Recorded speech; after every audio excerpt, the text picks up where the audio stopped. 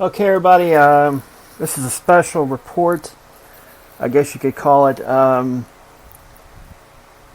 There is a report from Bleacher Report that the NBA season may be in jeopardy not because of COVID, but because of the recent events that happened in Wisconsin involving a young person by the name of Jacob Blake, an African American, who was shot by police in Kenosha, Wisconsin.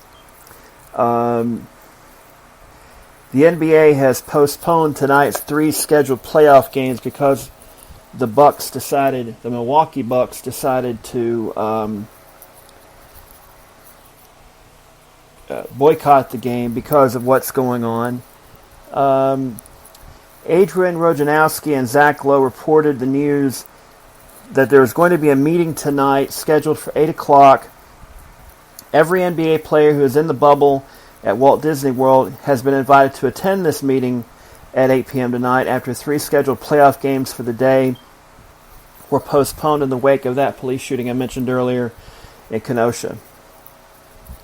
And this, of course, came after the Milwaukee Bucks decided to refuse to play Wednesday's playoff game against the Orlando Magic. Shams Charania, I've always mispronounced his name, of the Athletic and Stadium reported that Oklahoma City Thunder and Houston Rockets players had decided to also cancel their game, and the same goes for the Lakers and Trailblazers tonight. The NBA, of course, announced that game had been postponed. Chris Mannix of Sports Illustrated, let me make sure I got that. Shams Charania. I think I got it right. I hate when I mispronounce somebody's name. Bugs me to death when I do that. But Chris Mannix of Sports Illustrated reported one veteran player said, "The season is in jeopardy when discussing the planned meeting." Chris Haynes of Yahoo Sports noted there is a sizable amount of players advocating to finish the season out since sacrifices were made to enter the bubble, believing the NBA platform is a useful resource in the social climate. According to Keith Pompey of the Philadelphia Inquirer, head coaches and assistant coaches were also invited to the meeting. Bucks guard George Hill told Mark Spears of ESPN's Undefeated, "We're tired of the killings and the injustice." A number of players reacted to the Bucks' decision, including LeBron James, who said, "F this man, we demand change, sick of it," and plenty of others wanting change and justice and all this. Well, you had to know this was coming. That if there was another incident like this and there was a reaction to it like it is going on right now, and now we're getting word the Milwaukee Brewers of the end of Major League Baseball have postponed their game tonight.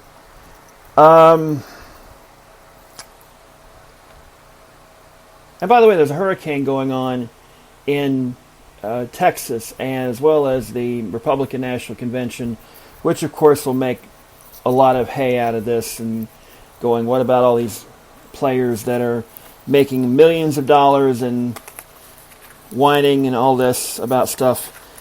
This is stuff that's been brewing for decades. This isn't anything new. It's just they've had it. They're willing to risk their careers, their contracts, and all of that right now. It's just gotten to that point right now. And quite frankly, I don't blame them. We're living in a time when white supremacy has reared its ugly head after being relegated to the scrap heap for decades. You've got people online who are promoting bizarre conspiracy theories that have nothing to do with reality, and somehow or another they're being bought because somehow they want to believe these crazy theories. And of course, you've got people who will back the police no matter what, without realizing that by doing that, you are empowering those very cops who are doing the kind of stuff we're seeing. And let's face it, not all cops are like this. Not even the majority of cops are like this. But there are two big problems here. First of all, Too many of the cops have gotten away with this stuff. The bad cops have gotten away with this stuff. Secondly, there's too many indifferent cops that aren't willing to stand up for this stuff. And thirdly, there is a system in place that manages these cops that will not allow for this justice to be done. There's a reason why this has resonated across the country. There's a reason why we have all these protests.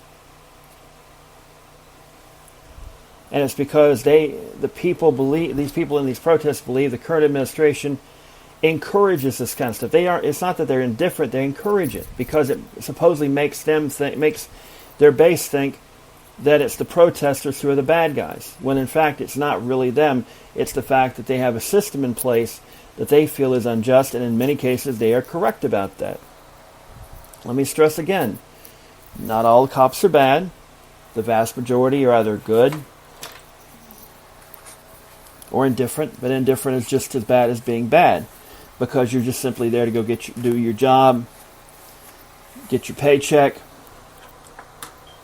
and there are too many cops that are like that. We've seen that over the years, and it's a real shame that it's like that.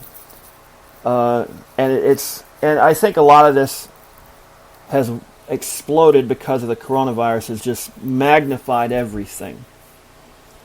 And I would not be surprised if there is a brief respite in the NBA playoffs right now to come up with a way to adequately show that they're fed up. I can imagine Adam Silver right now is sweating bullets because all the sacrifices made to pull this off in the NBA bubble, and because of this latest incident, they may just decide to pull the plug. And I can tell you, TNT and ESPN are not going to be happy about it from a business perspective. They understand the whys of it. Many of the people probably in both networks probably support what's going on to a certain degree, but they just know that they got to have NBA basketball because they need live programming. Because right now, I can tell you that the NFL season is going to be the only one that's out there. College football is looking iffy. Yeah, the ACC, the SEC, and the Big 12 are still on schedule, but there's a lot going on right now, and that could change within the next week. So what are the answers to all of this? First of all, we have to have some serious police reforms. That calls for better oversight, civilian oversight, when incidents like this happen, to where the public, especially the communities affected directly by this, can feel that if a cop is in an incident like this, that there will be a fair accounting to where all sides are heard equally. And truly justice will be done. Whereas up to this point, this system has been tilted, in the view of many people, including myself, too much to believe in the cops. Now let me stress this right now. I know cops have a very hard job, and I understand that. But it's important to understand they are the first line of contact in many cases when something bad happens. And it's not just crime, it's a wreck, or there is an explosion or something like that, or there's an incident where somebody's hurt. That can be the first contact. So it's a very demanding job. And unfortunately, government at all levels have not paid the cops what they're worth. Just like with teachers, just like with firefighters. They're not paying them for the professionals that they are. Some departments probably do. Most don't. I can guarantee you around these parts where I live at, they haven't paid them as well as they probably should because they can't afford to. I've long advocated, probably I'd say 30 years now, since I was a teenager, since I heard the idea that Charlotte and Mecklenburg merged their police departments together, of merging all the police departments here in Rutherford County, having one police department, No sheriff, one professional police chief have a civilian accountability department, I guess you could say, to where if something happens, there are civilians that can understand, can get to the bottom of what happened if there is an incident involving a police officer. That's the thing. It's accountability. And I think that's the important thing we should focus on in calling for these reforms, is accountability, is making sure that if an incident happens, it is fully investigated and all the evidence can be brought to fore to where all sides can be heard and it's clear what actually happened. That means body cameras with audio and video automatically on and not to be turned off by any cop when they're on duty. They're to be working at all times. And when the day comes when it's affordable technology, and it should be soon, live streaming of these cops on duty at all times. You wear the badge, you're on duty, you should be accountable for your actions every single second you're on duty. That's my firm opinion. If I were a cop, and for a time back in the 90s, I thought about maybe becoming a police detective, I believe in accountability. I believe in accountability in everything, regardless of what position you're in, especially when it's someone of a position of authority, especially when that is a cop. There are good cops out there, don't get me wrong.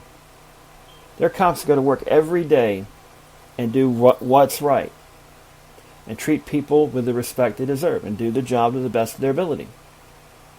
There are also cops who basically don't do that. They have it's with any field. But because it's a police officer, it's a lot harder to accept that bad cops, because who knows? I would dare say if you did a poll today, trust in cops may be at an all-time low. And that shouldn't be like that. And it all comes to a lack of accountability and a lack of resolving these issues to the satisfaction of everybody. It's important that accountability is there, ladies and gentlemen. You can talk about all these NBA players are grandstanding and all this. It doesn't really matter. Of course it matters to them, because they've probably had incidents like them. And if they've not, then they know people who have. And it's not just African-American players either. There's white players who have African-American friends. They may have African-American girlfriends, for all I know. But at the end of the day, police officers are paid by our taxpayers' money. They take an oath to defend the law, to uphold the rights not just of the citizens that they protect, but also of the criminals that they arrest. And I can understand cops being jaded, going in and seeing, in some cases, the same people let go by the system. If the system needs reform, absolutely. We have a lot of need reform about a lot of things in this country. But just throwing people in jail isn't going to do it, because frankly, and this is a topic for another day, we need reform in not just the police, but in the entire criminal justice system. We need to get rid of the for-profit prison system that basically provides a profit motive to lock people up. And that leads to incidents, because more often than not, African Americans are getting locked up. In some cases, they're getting locked up for whites who don't get locked up. And that evidence is out there. It's very strong. There's no easy answers to any of this. I don't believe in the defunding of the police, because, quite frankly, it's bad rhetoric. And it also basically means where's that money going to go? Should we find ways for police officers to be, or people associated with the police, be able to deal with the issues that are being the average everyday street cops having to deal with? It's one of those things. We have to find a way to fix this, to where cops know their responsibilities and are accountable for their responsibilities in a manner that the people of the community will accept. And we should expect our cops to uphold the highest standards in dealing with anybody, especially criminals. They have to uphold their rights. Yes, criminals have rights in this country, people. There's a reason for that. If you take your time to go back and listen to your civics class, there's a reason for this. Because in some places they don't, and innocent people get locked up because whoever called the crime in probably had an agenda. Who knows? It's to protect the innocent. And sometimes, occasionally, that means guilty people sometimes will skirt the system, because our system is supposed to mean to protect innocent people from being unfairly and unjustly prosecuted. It's not a perfect system. There is no such thing. But it is a system designed to prevent innocent people from going to jail or being put in jail intentionally by people who have an agenda against that person.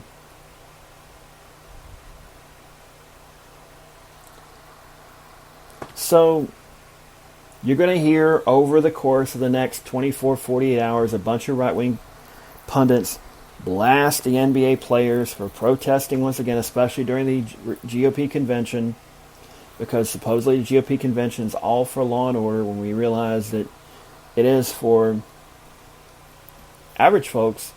For folks at the top, not so much.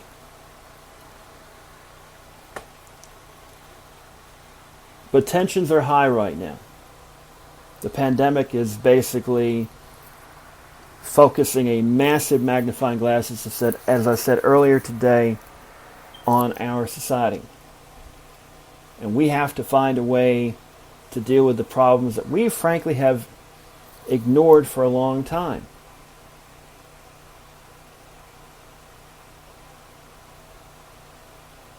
And maybe it does take losing the NBA season to make people pay attention to these problems.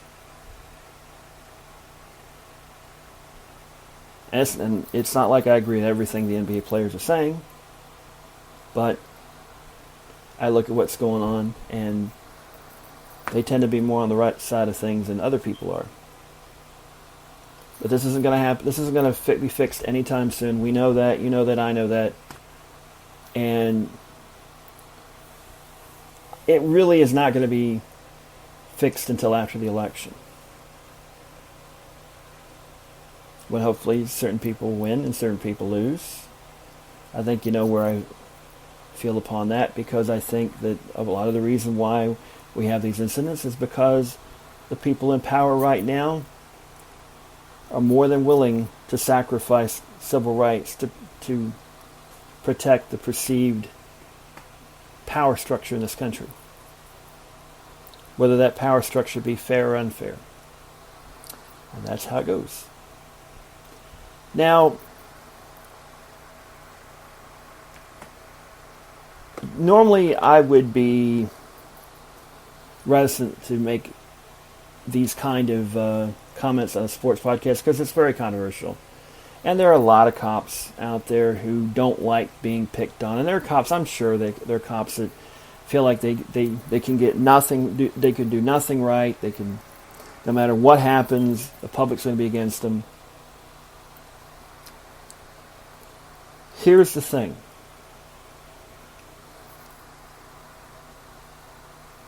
You have to recognize there's an issue. These incidents keep happening way too often.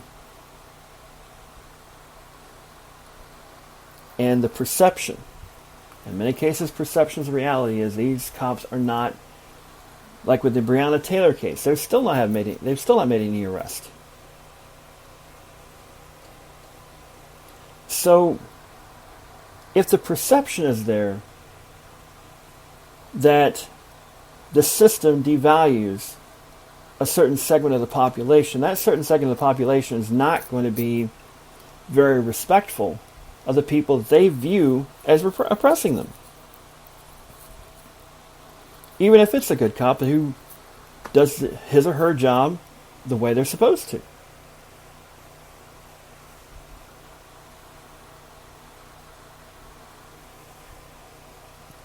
These are very complex things that need to be fixed. I wish I had the answers. I wish I did. All I can tell you is some of the answers are accountability, better training, trying to get more of a diverse community into the police force, especially at the higher ranks as you go up. That's important.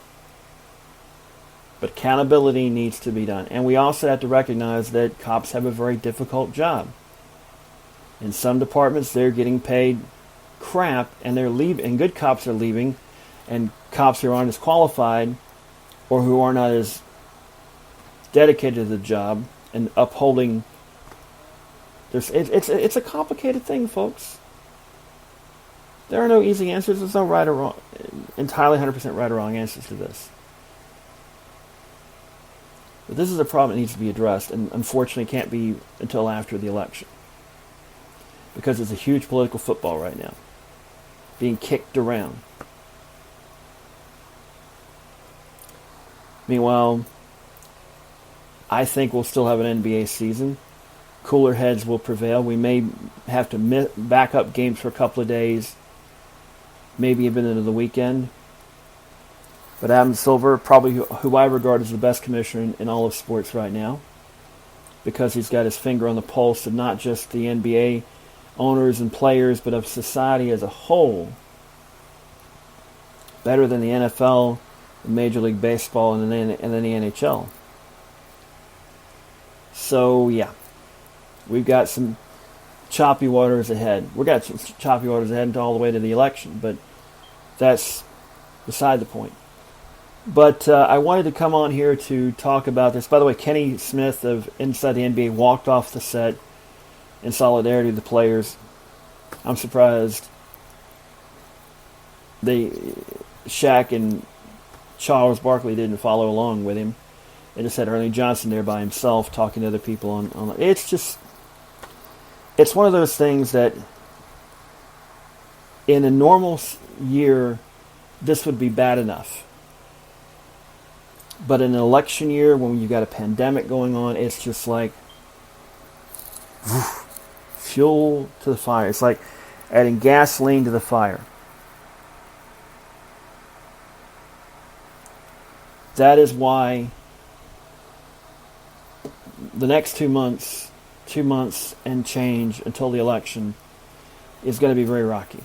Every day is going to be crazy. And all I can tell you is bear with us, because it's going to be hard going. But I want to thank you for tuning in on this special report. I hope you enjoyed it. I hope you take time to think about what's going on and try to make a positive contribution to what's going on. A lot of crazy stuff going on. That's going to require those of us who are of a calm, logical demeanor, who are not just going to go off in one direction and then into another, and try and figure out these issues and these problems and solve these things to the best of our ability. Well, that's it for now. I'll talk to you guys later. Good night, good luck, and may the good news be yours.